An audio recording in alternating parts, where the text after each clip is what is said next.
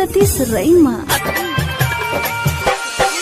सबके जबेरिया के मैया नजर फेरा लही गे हमारा देरिया ना।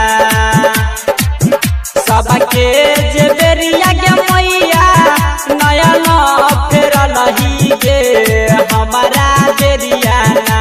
गे मैया हमारा बेरिया किया गे अखिया मुन लही ना। सरस्वती मैया हमारा बेरिया किया गे अखिया मुन लही ना। गे मैया हमारा बेरिया किया गे अखिया मुन लही ना। डीजे दयानंद दिलदार सरस्वती स्थान कठरा दी टोल। म्यूजिक डायरेक्टर किशन राज। सुमित सतीश रईमा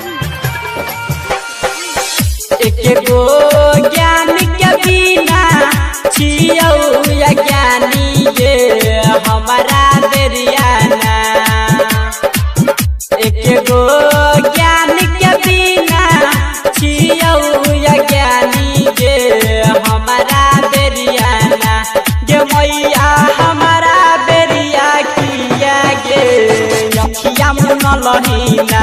सरस्वती मैया हमारा बेरिया किया गे अखिया मुन लही ना। गे मैया हमारा बेरिया किया गे अखिया मुन लही ना। डीजे दयानंद दिलदार सरस्वती स्थान कठरा दी टोल।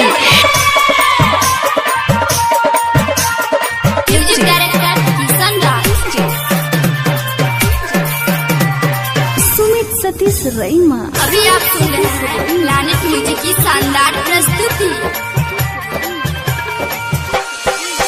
सबके जे घर गे मैया दिलया अनधना गे हमारा बेरिया ना। सबके जे घर गे मैया दिलया अनधना गे हमारा बेरिया ना।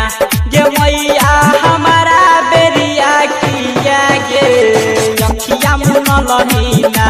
सरस्वती मैया हमारा बेरिया किया गे अखिया मुन लही ना। गे मैया हमारा बेरिया किया गे अखिया मुन लही ना। डीजे दयानंद दिलदार सरस्वती स्थान कठरा दी टोल।